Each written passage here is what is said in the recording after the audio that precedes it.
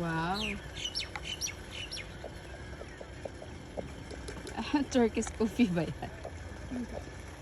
Brewed coffee. Bird coffee. Oh, wow.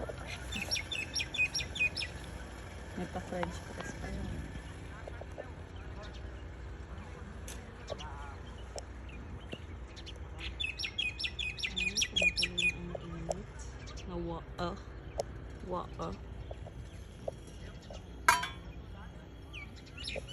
Wow, sosyal. Sabi ko nga kanina, sabi ko, ano ba, isasalang ba to? Sabi ko, lagyan ko ba to ng tubig? Hindi to yung nakapagkape yung isa.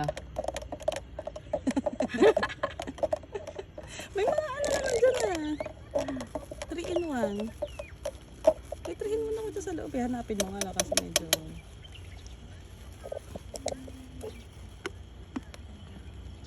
Akala ko pa nga, ayan yung nilulutuan eh. Sabi ko, mukhang kape to. Mukhang ano to ah. Coffee maker. Pandesal tayo, pandesal para masarap tulog ko. At dapat pala nila